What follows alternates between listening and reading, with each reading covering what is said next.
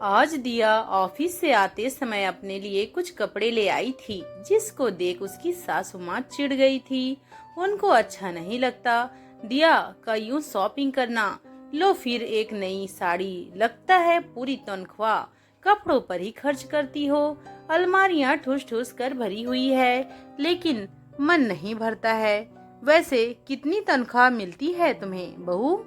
निधि से ज्यादा मिलती है या कम? ऑफिस जाने के लिए निकल ही रही थी कि दिया को टोका। सासू माँ ने टोक दिया। दिया को तो ऐसा गुस्सा आया कि कर्रारा जवाब दे, लेकिन बड़ी है और सुबह सुबह अपना भी मूड खराब नहीं करना चाहती, इसलिए स्कूटर की चाबी उठाई और चल दी।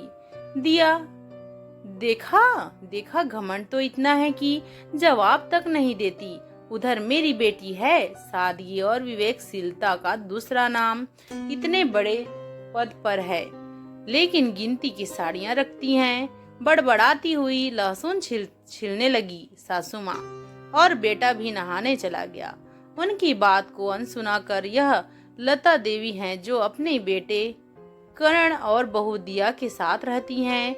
एक बेटा और एक बेटी और उनके, जो उसी शहर में रहते हैं और आते जाते रहते हैं, जैसे कि ज्यादातर घरों में होता है। जिसके साथ रहते हैं उससे कभी संतुष्ट नहीं होते। वृद्ध लोग, लता जी उनमें से ही एक थी। दिया के साथ ऐसा ही व्यवहार करती थी, लेकिन अच्छी लगती हैं दूसरी बहू और बेटी निधि। दिया एक प्राइवेट कंपनी में नौकरी करती हैं। बड़ी शौकीन और खुशमिजाज औरत हैं। वह कड़ी मेहनत करती हैं और खुल कर जीती हैं। ज्यादातर महिलाओं की तरह उसे भी नए नए कपड़े पहनने और तैयार होकर रहने का शौक है। अपने पैरों पर खड़ी है और समझदार भी है। दुआ करें आपके जैसी सास आपकी बेटी को ना मिले। इसलिए पतिदेव भी कोई आपत्ति नहीं जताते, लेकिन सासू माँ उन्हें बिल्कुल पसंद नहीं। उसका यूं कपड़ों पर खर्च करना ऐसा नहीं है कि जरूरत से ज्यादा खर्च करती है या सिर्फ अपने बारे में सोचती है, लेकिन कपड़ों को व्यवस्थित रखना भी एक कला है जो बहुत अच्छे से जानती है। दिया इसी वजह से उसके कपड़े हमेशा नए दिखते हैं, जो सासू माँ को भ्रमित कर देते हैं। ऐसा भी नहीं है कि वह सासू माँ के कपड़े गंदे रखती है या उनका ध्यान नहीं रखती।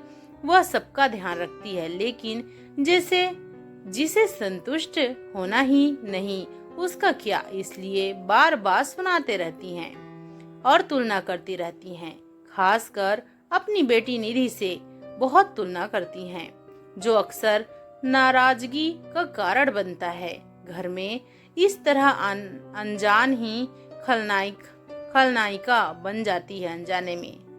निधि, जो इन सब बातों में बिल्कुल दिलचस्पी नहीं लेती, व्यस्त होने के कारण ज्यादा समय तो आ नहीं सकती निधि दीदी, लेकिन जब भी आती हैं मम्मी का यही राग चलता रहता है और उन्हें समझने में ही पूरा समय निकल जाता है। इस चक्कर में भाई भाभी के पास तो बैठ भी नहीं पाती और उन्हें भी गलत फहमियां होने लगती हैं। आज फिर यहाँ से गुजर रही थी निधि तो माँ से मिलने आ गई। ऐसी गलत फहमियां की स्थिति में समझदार बेटियां भी नहीं चाहती कि भाई भाभी की अनुपस्थिति में मायके जाएं, लेकिन माँ ने कोई दवाई मंगवाई थी और भाई भाभी के आने में भी ज्यादा समय नहीं था, इसलिए चली गई। माँ भी खुश हो गई। माँ की मन की बात जो भी हो बेटी से तो कहती ही है माँ उन्हें तो आज सुबह से ही खुजली हो रही थी मुंह में, इसलिए शुरू हो गई। पता है आज फिर नई साड़ी पहनी थी, 1000 से कम की नहीं होगी। उस पर तरह तरह के मेकअप। पता है हर 15 दिन में ब्यूटी पार्लर जाती है। तुम भी तो उसी की उम्र की हो, फिर भी इतनी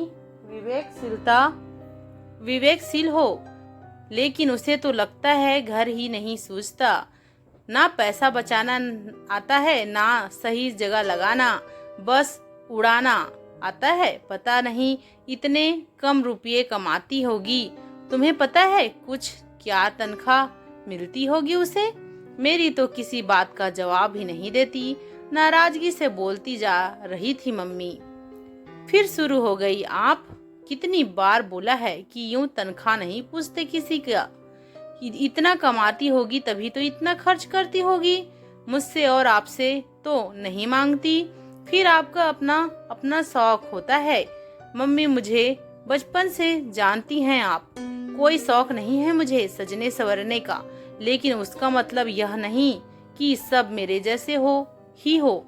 उल्टा मैं अलग हूँ नॉर्मल औरतें से। जिस तरह आप अपनी बहू को सुनाती हो कि खर्च करती रहती हैं और नखरे करती है, उस तरह मुझे ये कहते हैं कि कंजूस है। पर क्या करूं, ना पसंद है ना आदत है, इसलिए बोलने देती हूँ।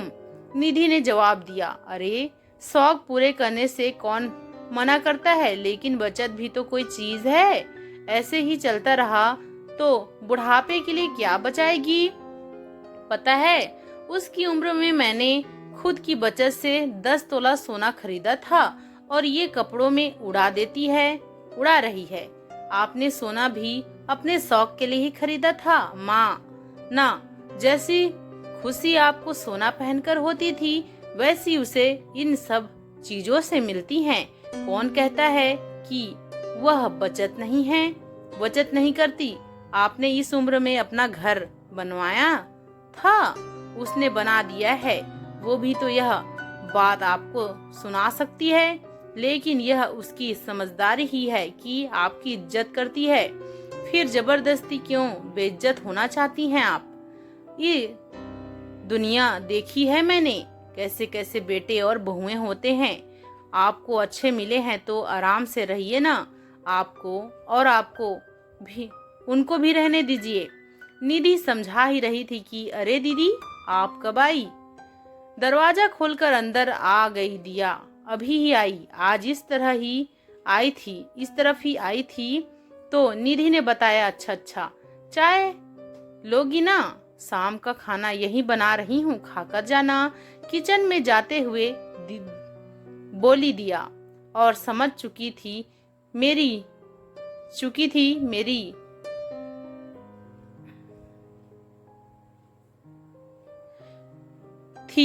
की बात सुन चुकी हैं उसने, लेकिन खुश थी।